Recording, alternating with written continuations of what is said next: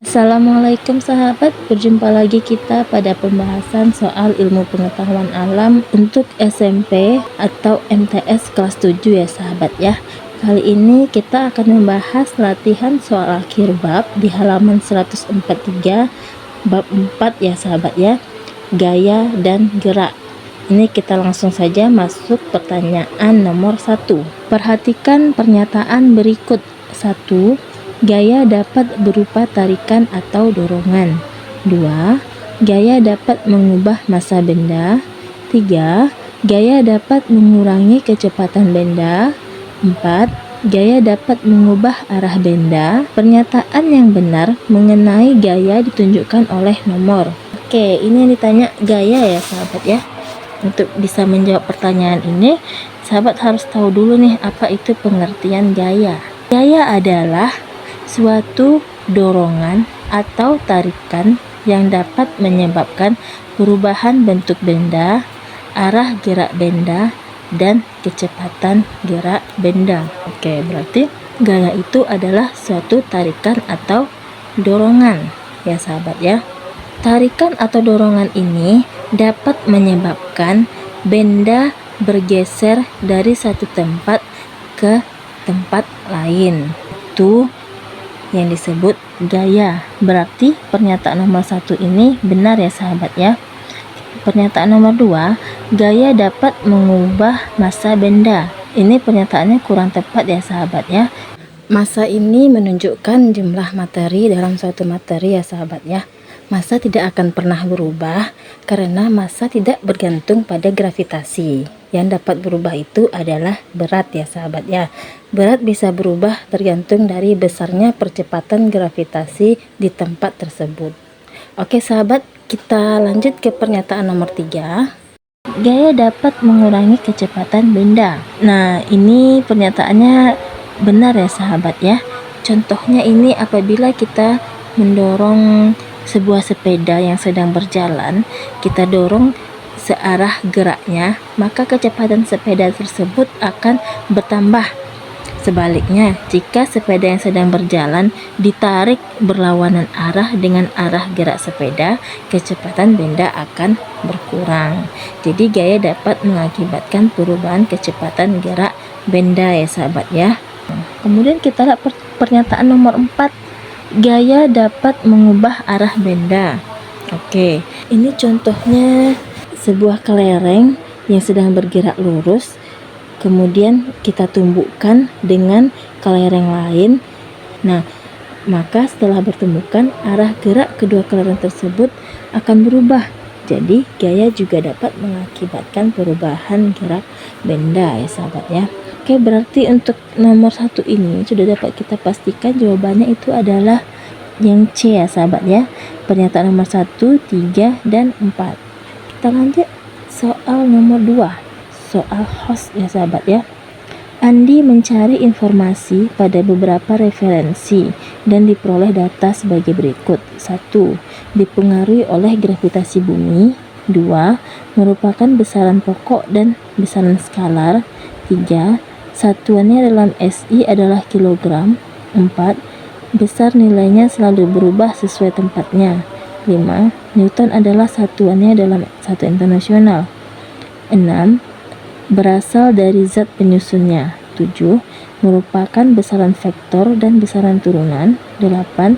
Besar nilainya tetap tidak dipengaruhi gravitasi. Berdasarkan data di atas, perbedaan berat dan massa pada tabel yang benar adalah. Ini tanya perbedaan berat dan massa ya sahabat ya. Berat dan massa ini merupakan dua besaran yang berbeda. Kalau massa itu menyatakan jumlah zat atau materi yang terkandung dalam benda, sedangkan berat benda merupakan gaya tarik bumi yang dialami benda tersebut. Itu perbedaan pertama ya sahabat ya. Suatu benda di tempat manapun massanya selalu tetap, sedangkan nilai berat benda tergantung pada gravitasi bumi. Itu perbedaan kedua. Semakin dekat dengan pusat bumi, berat benda semakin besar karena gaya tarik bumi terhadap benda itu semakin besar.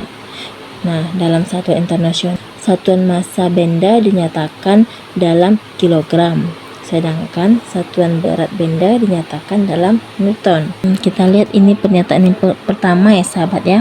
Dipengaruhi oleh gravitasi bumi, berarti ini adalah berat. Kemudian pernyataan kedua merupakan besaran pokok dan besaran skalar.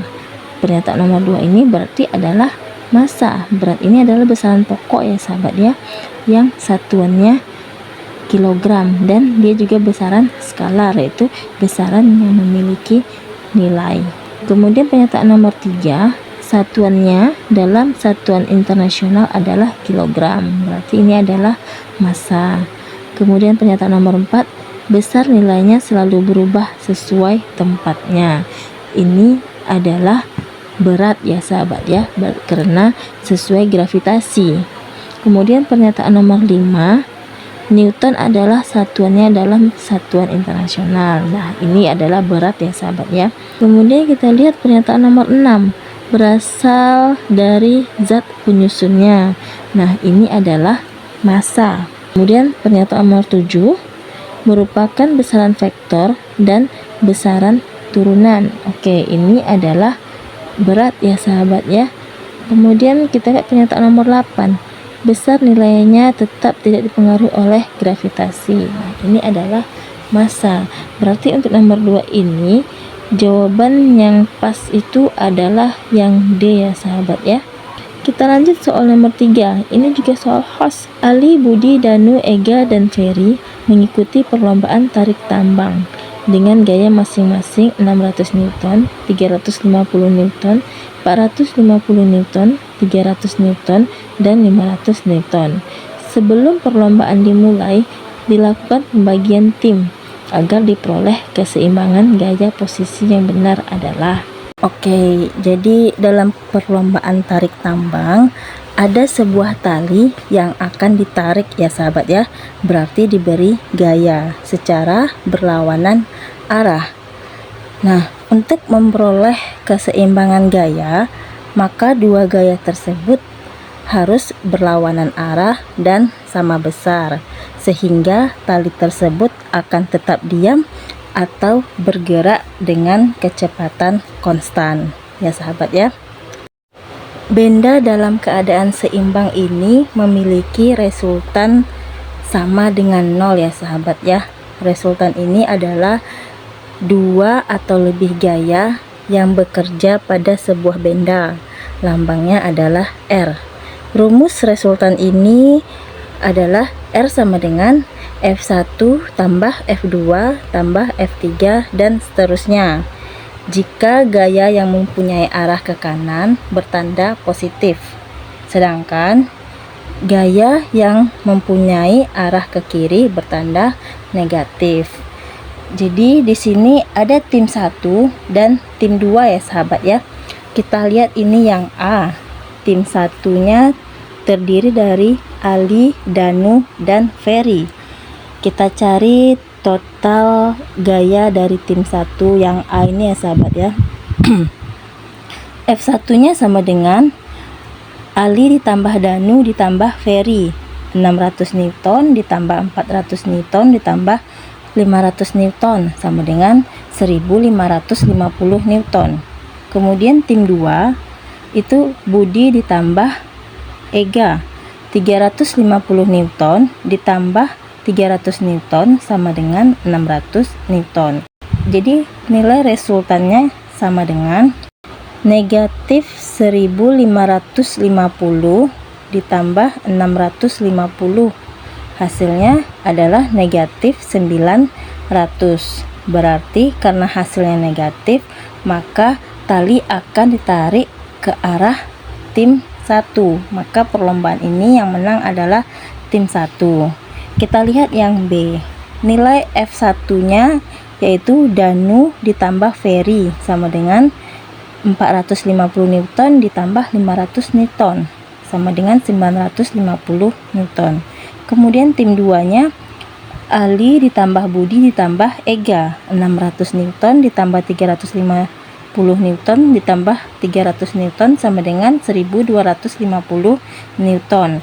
R-nya sama dengan min 950 ditambah 1250 sama dengan 300 Newton. Nah, ini nilai R-nya positif ya sahabat ya.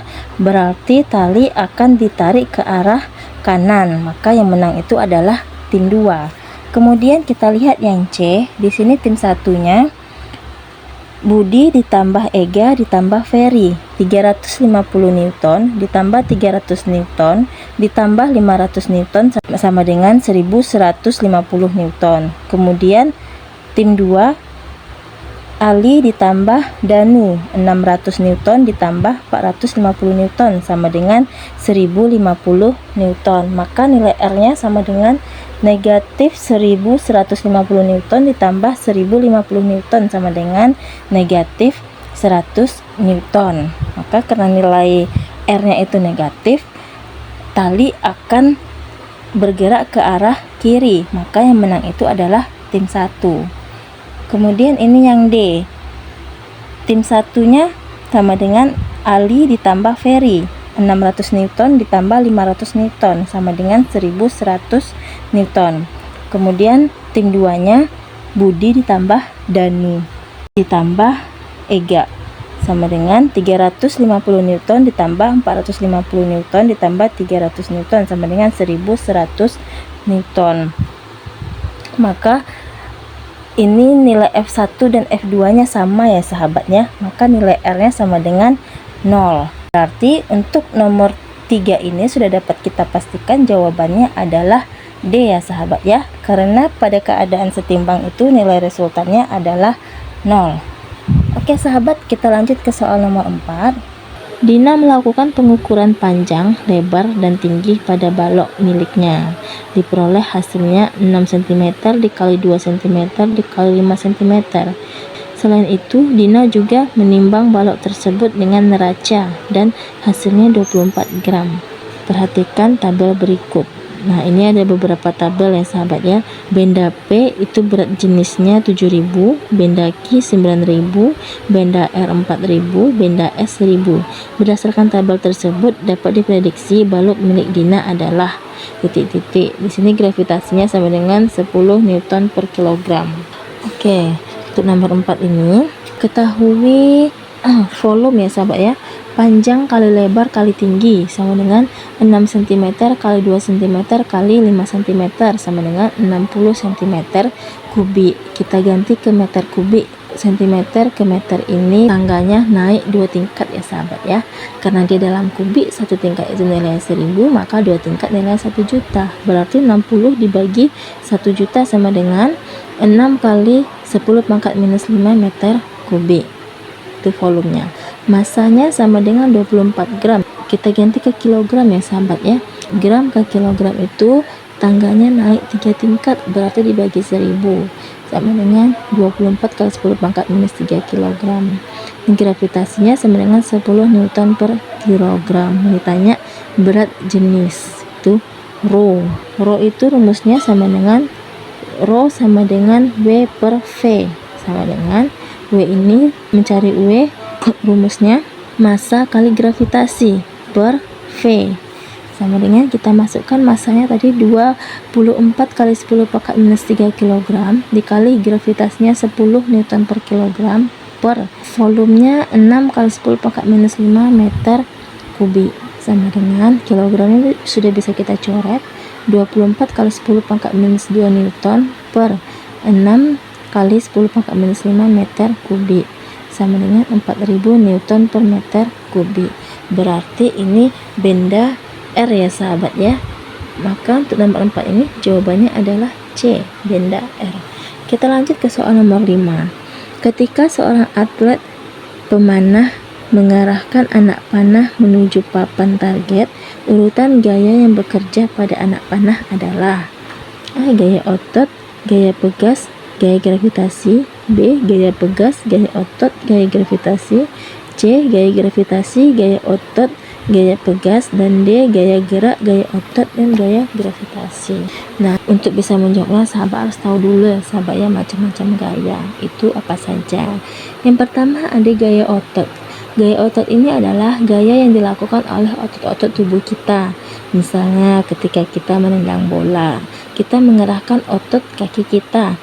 Gaya otot sangat fleksibel ya sahabat ya, karena dikendalikan oleh koordinasi biologis pada manusia. Oleh karena itu, gaya otot dapat mendorong dan menarik. Kemudian, gaya magnet. Gaya magnet adalah gaya yang diakibatkan oleh magnet. Misalnya, ketika kita mendekati magnet batang pada paku besi, paku besi akan tertarik dan menempel pada magnet batang. Gaya magnet bersifat menarik benda-benda yang terbuat dari besi. Itu gaya magnet ya sahabat ya. Kemudian ada gaya gravitasi. Gaya gravitasi ini diakibatkan oleh gaya tarik bumi terhadap segala benda di permukaan bumi. Adanya gaya gravitasi menyebabkan kita tetap berdiri di permukaan bumi dan tidak melayang-layang di udara. Selanjutnya ada gaya mesin. Gaya mesin adalah gaya yang dilakukan oleh kerja mesin. Gaya mesin sangat membantu aktivitas kita. Contohnya, gaya yang dihasilkan oleh kerja mesin derek atau kerja motor pada mesin kendaraan. Kemudian yang kelima ada gaya listrik. Gaya listrik ini adalah gaya yang dihasilkan oleh muatan-muatan listrik. Gaya listrik misalnya terdapat pada sisir dan penggaris plastik yang telah digosok dengan rambut kering hingga dapat menarik potongan-potongan kertas kecil. Kemudian yang terakhir ini ada gaya pegas. Gaya pegas adalah gaya yang dihasilkan oleh kerja benda elastis. Contoh gaya pegas terdapat pada ketapel dan busur panah. Karet elastis pada ketapel dapat digunakan untuk melontarkan batu kecil. Tali pada busur panah dapat digunakan untuk melesatkan anak panah. Nah, nomor 5 ini yang ditanya gaya yang bekerja pada anak panah ketika atlet panahan mengerahkan anak panah menuju papan target ya sahabat ya. Nah, saat seseorang atlet memanah, maka ia akan menggunakan otot lengan dan otot jari-jari. Berarti dia menggunakan gaya otot. Kemudian anak panah akan ditarik sehingga akan merenggang dan meluncurkan gaya pegas. Nah, saat panah berada di udara, dia akan ditarik oleh gaya gravitasi bumi. Berarti untuk nomor 5 ini jawaban yang pas itu adalah yang A ya sahabat ya. Gaya otot, gaya pegas, dan gaya gravitasi. Oke sahabat, cukup sekian dulu ya sahabatnya untuk part kali ini. Kita lanjutkan pada part selanjutnya. Terima kasih sahabat, sampai jumpa kembali.